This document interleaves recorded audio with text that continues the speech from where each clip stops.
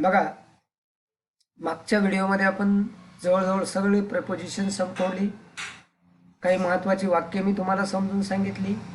काही राहिलेली वाक्य मला मी पुन्हा समजून सांगणार आहे. I am going to tell you some more examples, and after that I will give you some most important sentences for your self practice and assignment.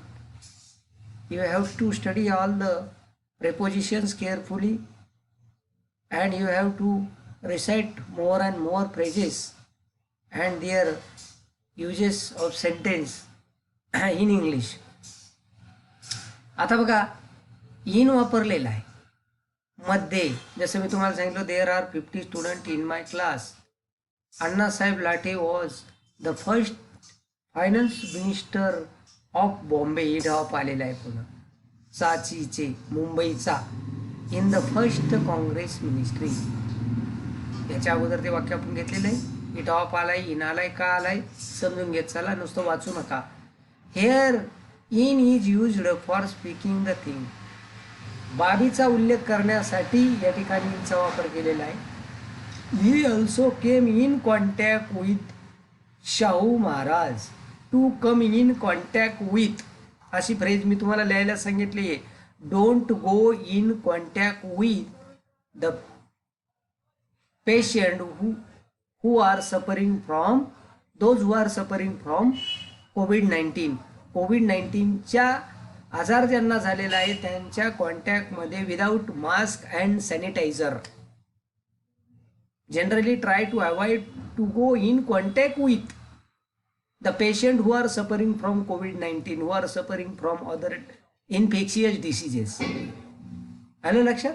To come in contact with. त्याच्यानंतर here is in is used in phrase. या ठिकाणी इनचा काय वापर केलेला आहे? Phrases.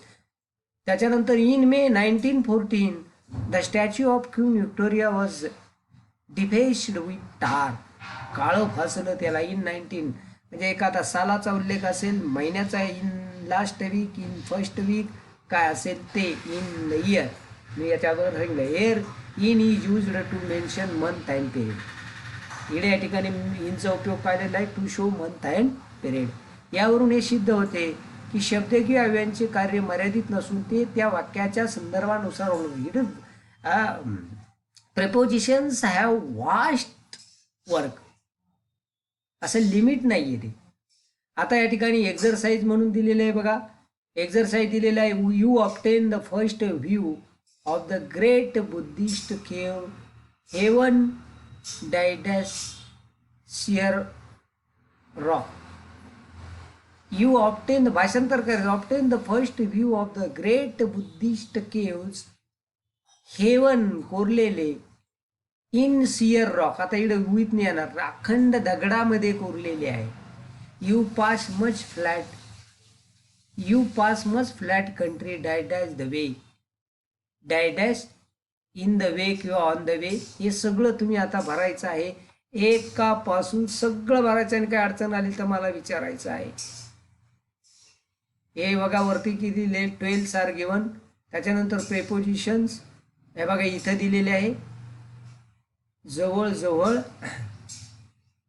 तुम्हाला प्रॅक्टिससाठी 40 वाक्य दिलेली आहे होमवर्कसाठी. या सगळं होमवर्क जो आहे तो होमवर्क हा वहीमध्ये करायचा आहे. मी ज्यावेळेस टेस्ट घेणार आहे त्यावेळेस आर्टिकल 2 मार्कासाठी, प्रेपोजिशन 2 मार्कासाठी, ॲडिकेशन टॅग 2 मार्कासाठी, जेवढ्या कन्सेप्ट आपण घेतलेल्या आहे तेवढ्या 2-2 मार्कासाठी असे 10 किंवा 20 मार्काची टेस्ट मी गुगल पेजवर घेणार आहे. आणि त्यावेळेस यातली वाक्य तुम्हाला जरूर विचारणार आहे. याची सगळ्यांनी काळजी घ्या.